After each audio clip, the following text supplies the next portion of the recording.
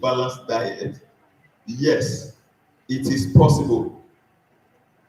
Most time we think that the food that is the balanced diet is expensive. Do you know that you can get this thing around you? For those who have compound, you can plant your vegetables, and those are even natural source and even more nutritious than the one that are processed. People who eat from the farm and not factory made, are more healthy than the factory. When I mean factory, canned food are made in the factory, isn't it? But natural vegetables and even vitamins, you can get it around you. Hello? So, while even you have a compound, don't let it lie fallow. You can plant vegetables. Pumpkin leaf is there, water leaf is there. Which other is the common one? Which one? Bitter leaf. Yes. For you to have balanced diet, because when you go to the market, all these are bought with money, and the way it is now, you may be unable to provide fund, physical cash, to buy these things in the market. When it is possible for you to get it seasonal, and you can do it, why don't you plant them? Teenagers, mothers, and colleagues, let us encourage our people to plant. We depend so much on food stuff, many things from the north. And when there is cessation of activity, farming activity, there was a time the northerners said they were able to bring food down to the south, and the price of food just skyrocketed in 1 week. For those who are in Benin, you will understand what I'm talking about. Why can't we, on our own, plant those little ones that we can plant? It doesn't take us much effort. And besides, it's also a form of exercise when we do that. So that takes me to the second point: exercise. To live a healthy life, you should engage in exercise. Then for those of us who are teenagers, well, it's very good that we have games. I hope games is still on in our school. No football is there, volleyball. Then I didn't see the volleyball pitch. Then the one that we are well known for at the local college, cricket. Yes, I hope we are still taking first, and we are maintaining it. We are going somewhere. So let's engage in doing exercise. Now, for the young ones, you need to do exercise, vigorous exercise, to keep you fit. It does not just keep your physical being fit, it also keep your mental. It's also good for your mental well-being. And any exercise that you should do should last at least 30 minutes in a day. Now, for us that are already middle age, you say, how do we exercise ourselves? It is very simple. I don't expect us, well, if you can still do it, no problem. But most people at this our age are unable to keep that exercise we used to do when we were young. Jogging, running, yes, these are forms of exercise. But for those who cannot do that, because as you are aging, especially from age 40, the function of the vital organs in the body, the vital organs that I'm talking about now, include the heart, the lungs, the kidneys, the liver. The vital organs begin to drop. Please, when it's half time, you tell me, so that I can be fast. The vital organs function begin to drop. I don't expect you to do vigorous exercise. Exercise that I will advise you and me to do, we can take a walk. We can take a walk. And that walk is not just walking from here to the school. That the walk we should take to last at least cumulatively for the day, possibly at a goal, should be 30 minutes. It will help the function of our cardiovascular system, cardio, heart, vascular, the vessels. I hope we are following. Are we following? So, for us middle age, let us do exercise. Yeah, most of us have cars these days. We just drive down to our office. In front of our office, we enter our office. My friend who traveled to China told me that over there, while he went for his PhD, that in their own organization, they came up with the idea of, if you drive down, where you're going to park will be about 20-25 minutes from the office. So you trek down. For those who have traveled far and wide, worldwide, you can attest to this, that even some persons who are well, they still use bicycle. I hope we understand. So all these are form of exercise to keep ourselves fit. Then beyond apart from walking, taking a walk for about 30 minutes in a day, if you can do that for 5 days to 6 days in a week, fine. You can also do cycling. Cycling can either be the one you cycle around, moving from a place to the other, or you do this stable cycling. I mean, the one that is static, but you are cycling.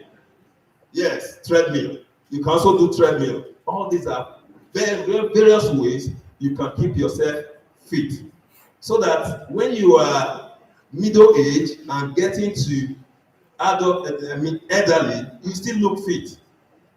Now, I want to let you know that the future is the summation of the decision made in the past and acted on. The future is the summation of the decision made in the past and acted on.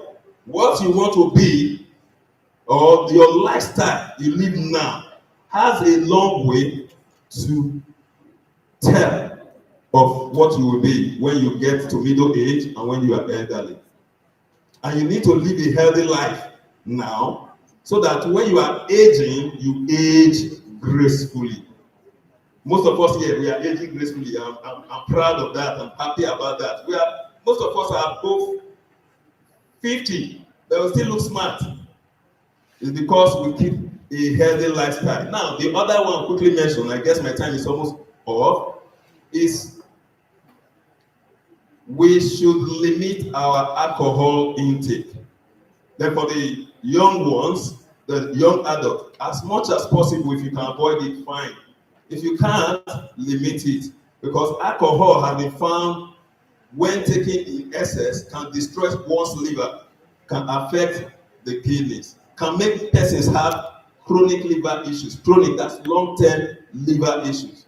So, as much as possible, avoid it, if possible. If you can't avoid it, take little. Take little. Now, I also want to talk on the one that we see around. Thank you. I'll round off now. They avoid smoking and avoid taking hard drugs. If you go to somewhere in town, especially the GRA, at a point you hear in social media, even in telly, that the governor has set up a group to drive people that were selling, that were into hard drug selling. It starts like this. Young students, I want to encourage you, stand firm. Don't be dissuaded by your friends. Don't be carried away by your friends who will say, take little. The one that is common now is the one they call Colorado. And you see how it has destroyed the lives of many out there. Marijuana, synthetic marijuana. students, let's avoid them. Then for us, the middle age, some of us, sorry, I will just mention it. Some, in fact, most at this age are suffering or have this issue of hypertension, diabetes. I want to encourage us at every time we feel need to go deep into it. Let us, in this our age group, we should check our blood pressure as often as possible. If you have hypertension, high blood pressure, if you have been diagnosed to have high blood pressure, check your blood pressure regularly, at least once a week. Then for those who don't have, check at least once in 3 months. Now, also is the blood sugar.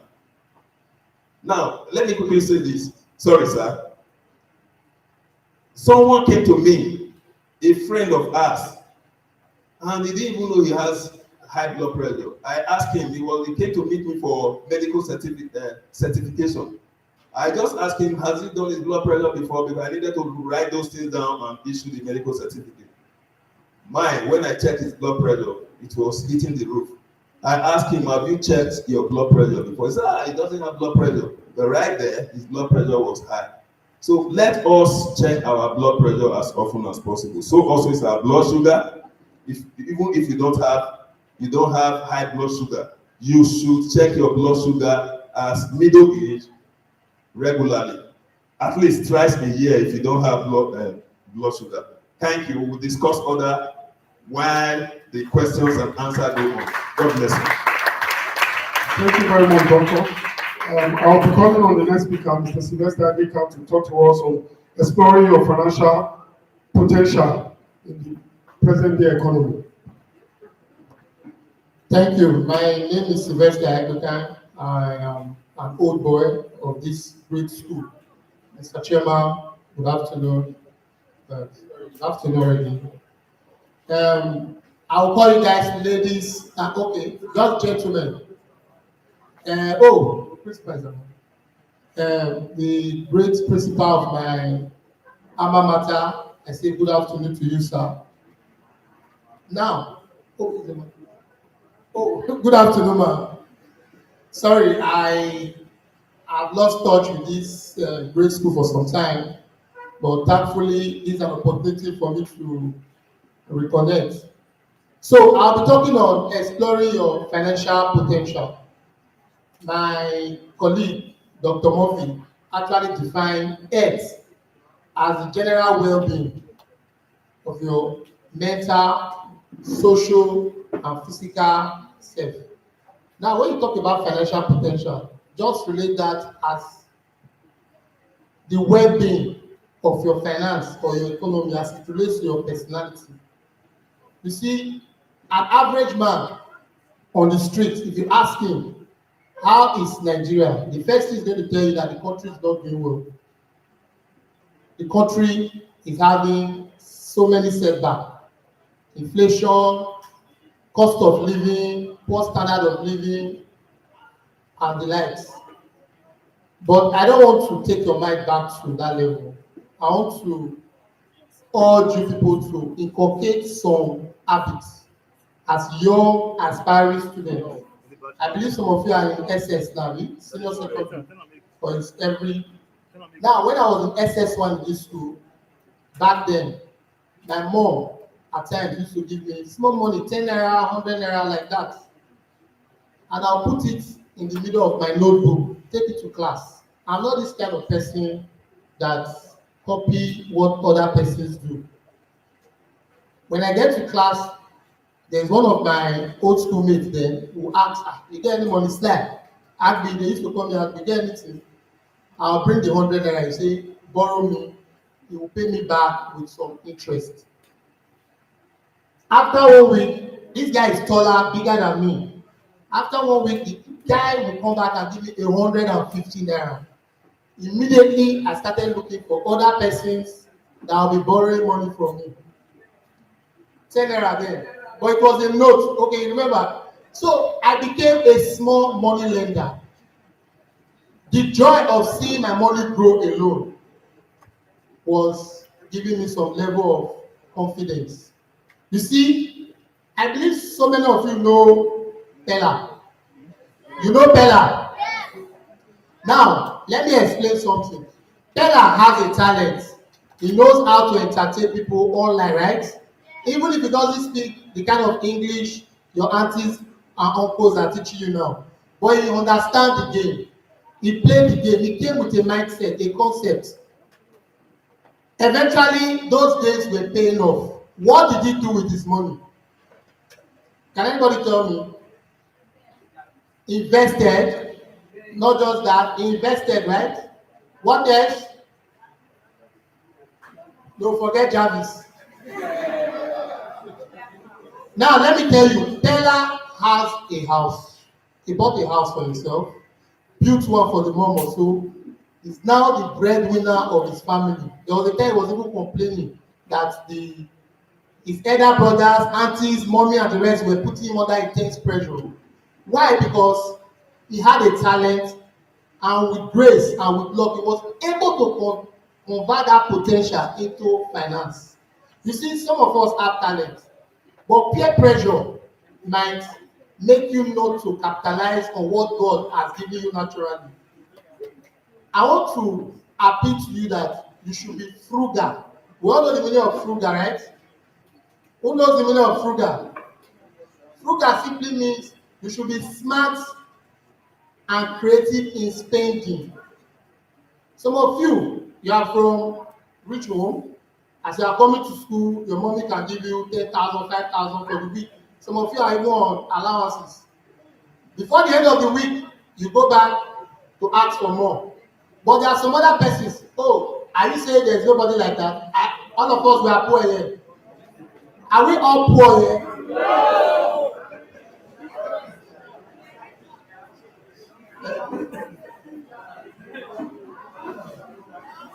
All right, so now please, I would have loved to share a story of the owner of the biggest supermarket in Edo State. I don't want to mention the name of that supermarket. I'm not allowed to do that, but he's my very good friend. But this guy, let me just share the story so that will give you an impression of how you can show dedication, passion, and patience and grow your business. This man traveled to the UK alongside his friends. I think about 4 of them went to the UK. They got a job in the UK. Some of them were working in supermarket, doing some other menial jobs. After a time, he said, the racism, over there, you are second-class citizen. Even if you are a medical doctor abroad, you are a lawyer, as long as the color of your skin is black, there are some things you can never benefit. You are always a second-class citizen. He got frustrated and traveled back to Nigeria to set up a small business in Benin. That business was set up along one of those old roads in Benin. Perseverance, patience, he was doing it over time. He was so dedicated. As at the time he started, those guys abroad were even like, how can somebody be overseas in the land of opportunity where everything is assured, stable, electricity, standard of living is very high over there. But don't also forget, there is what? Billing. You pay a lot of bills over there. So, but because of the way he was being treated, he came down here, set up a business, and that supermarket is the biggest in Edo State as we speak. He told me, he said, anytime he travels back to London, anytime he tells those guys that he's in town, that they will be feeling inferior. They will call it a pardon mode. These guys, they were like contemporaries. They started together. But today, he can go there, stay as long as in short, over there, they will be begging to come and invest there. So what am I saying? Some of you might aspire to be lawyers, doctors, engineers, scientists.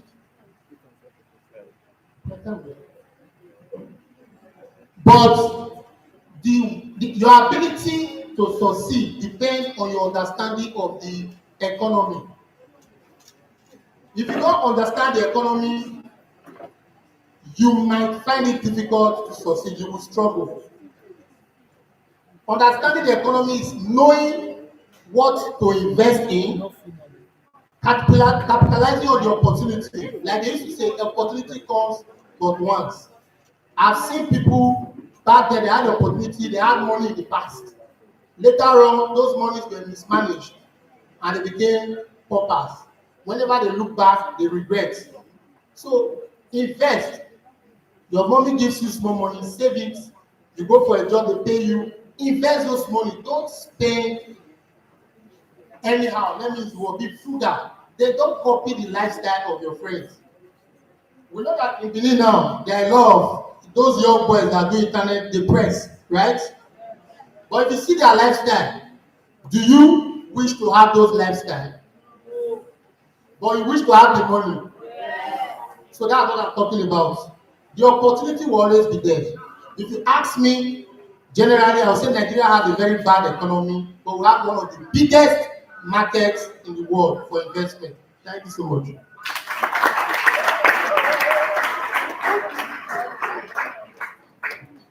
Thank you very much, Mr. Slade.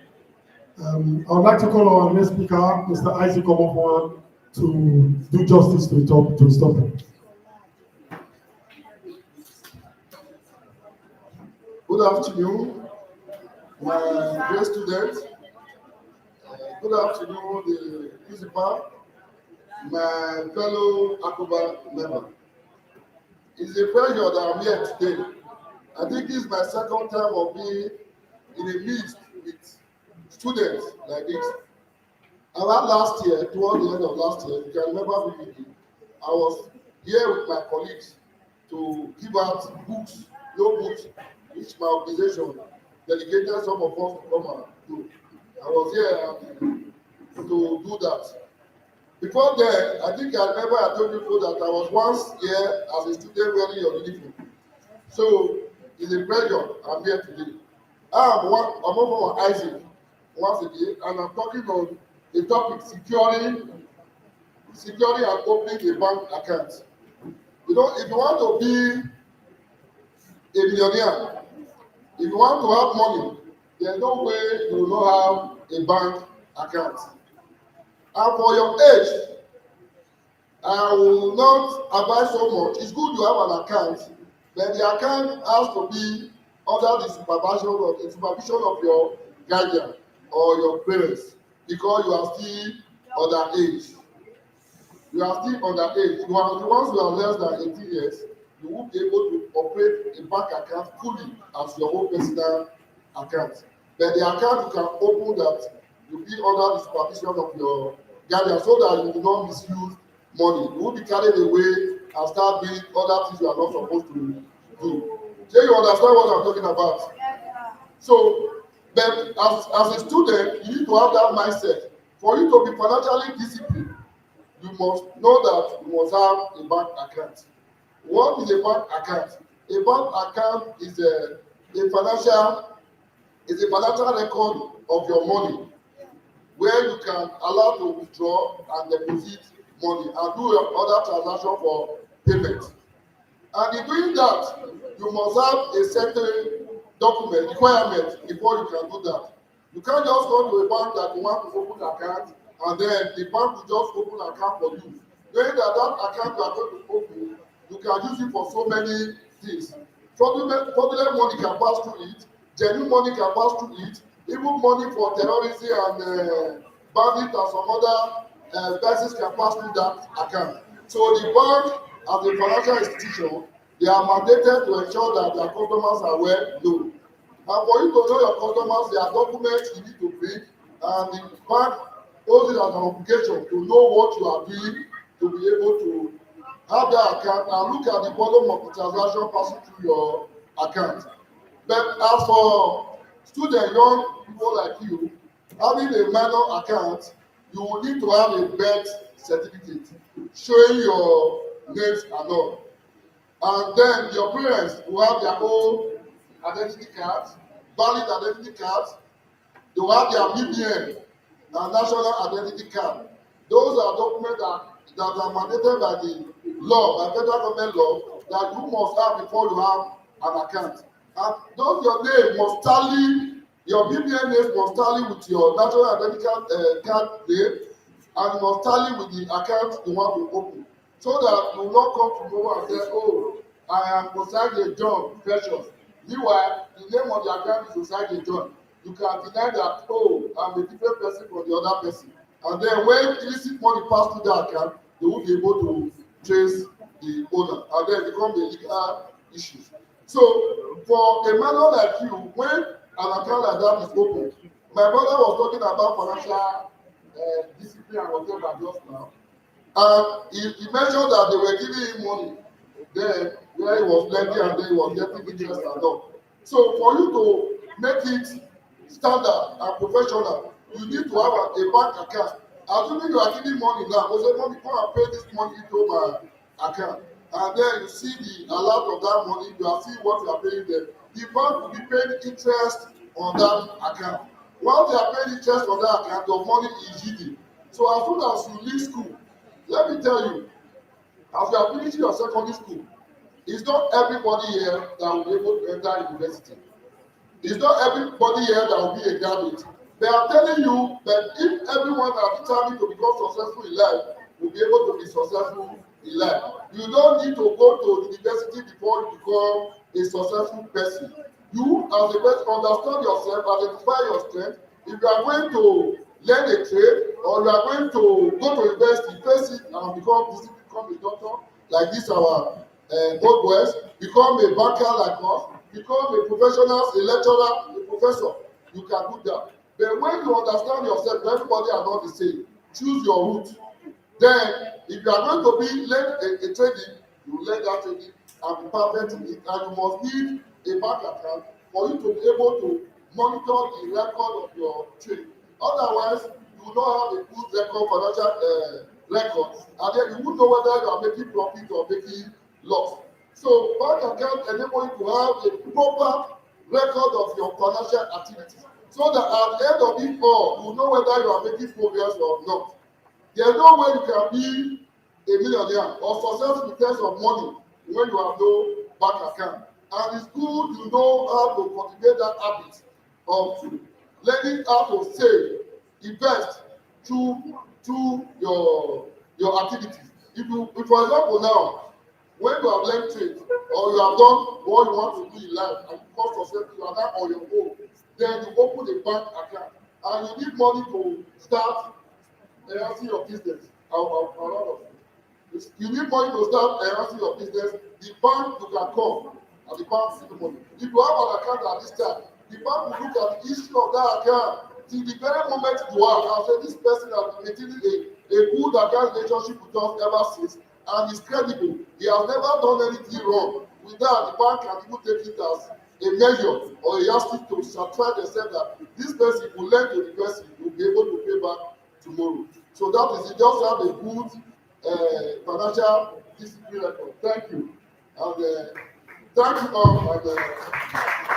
Thank you very much, Mr. Aziz. If we have any questions for any of the speakers, if we have penciled down or written down any questions and we want to ask, now is the time. Just indicate so we can hand the mic over to you so you can ask a question. Do we have any questions among the audience? Among the speakers, do we have questions for ourselves? Do we have questions? In the absence of any more questions, let me give it to the final speaker to round up and close this section of the 31 years class of 1994 anniversary.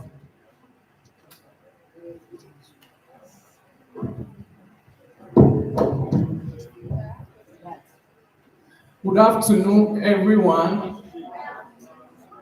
I stand on a 60 protocol. I'll be talking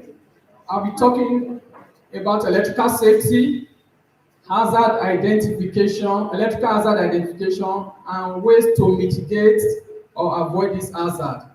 But before I start, we'll be sitting for too long, and this is unsafe. I want to encourage everyone to stand up for a while. Let's stand up and stretch ourselves.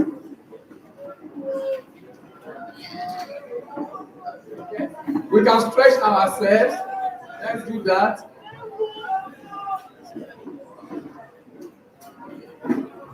Hello, everyone. Yeah, thank you very much. You've all been very lovely. Sorry, I'm not taking the shine or anything.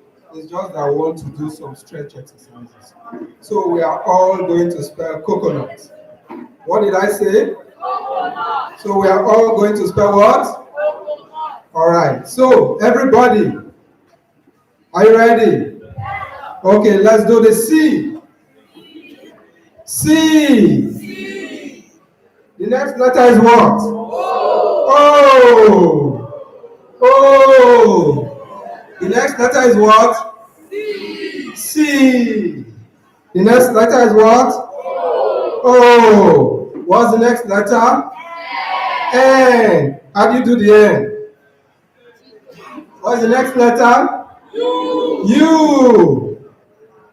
And the last letter? G. Thank you very much. You can have your seat, please. Thank you.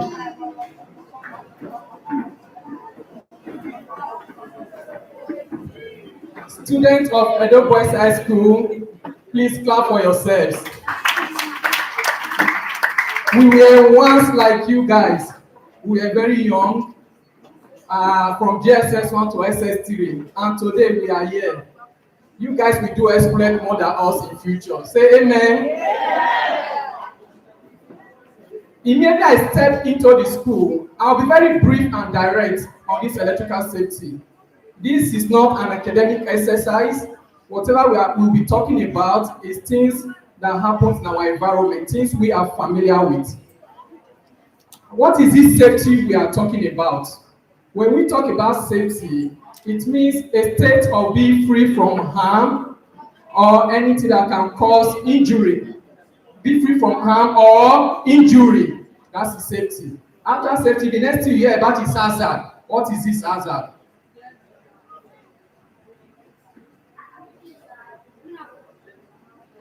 Okay. Whatever can cause harm or injury is hazard. Thank you. As I step into the school, I look around, I notice that everything is well organized.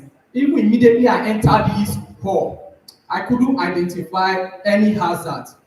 In this hall, right from construction, it has been properly organized. They did what is called engineering control, so that there won't be any form of hazard to the students or teachers or visitors. If you look around, you don't see electrical wires on the ground rolling around, nothing. It has been controlled right from inception, right from construction. Also, as I entered, I saw LT lines. What I mean by LT lines? Those wires you see on the pole, 4 wires, down to close to the feet there. It didn't extend more than that. You know why they did that? They could have as well extended it to this other side. Is to avoid hazard. A school is a public place. A public place. So you try as much as reasonably practicable to prevent hazard to students, the teachers, or the visitors. They did that well organized. Let's clap for ourselves again. I want to thank the principals and the management of the school. They've done a good job. No hazard was identified. Thank you. Then, there is one other thing I want us to know. I do not know where our powerhouse is. You know, the wire that comes on the line, it must enter somewhere where you have your switches, your changeover. Normally, in a school like this, such powerhouse, we have what's called administrative control. You must write it there, out of bound to students.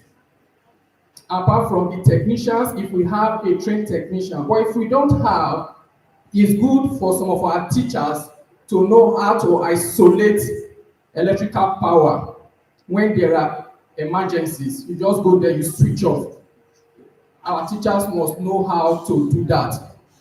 Then another thing we can do to keep our students and teachers safe, no one can tell when hazard can happen. Anything can happen. There can be a wire cut down. What do you do? As administrators of the school, just as we have police phone numbers. When you have security issue, you quickly call policemen. Am I right? When you have fire issue, you call fire service. It is also right for you to have the utility company's engineer's phone number, or those covering this school. You have their phone number. When you have electrical emergency, you quickly call them so that they can come to isolate, because you cannot isolate a bad conductor. That one is their responsibility. So that is what we can do in the school to keep us safe. In this safety I'm talking about, I'm going to relate to the school, your workplace, then on your way home, then we'll now talk about safety, electrical safety at home. We've covered that of the school. Then as a student, you have closed. We are going home. You need to keep yourself safe. Few months ago, we were told that a 12-year-old boy was electrocuted around Saple Road. What happened? The boy made contact with street light. Somehow, the street light was energized and the boy was electrocuted. As students, when you are going home, some of us take buses home. When you are by the roadside, it is advisable for you not to make contact with electric poles. You know electric poles that carries electric wire. Don't touch it. If you see street light, don't rest on street light. Don't even make contact with it. Am I right? Yeah. That's the only way you can remain safe. And another thing, when you are going home as students, you can't tell, it might not be in your street or anywhere. When you see a snapped conductor, what I mean by snapped conductor, an electrical wire that cuts down on the street, when you see it, well, look for somewhere else. Look for another route to your house. Don't pass through that place, because you cannot tell if it's still energized. Any wire you see on the ground, assume that that wire is a live wire. Assume it's a live wire. So many persons didn't live to tell the story.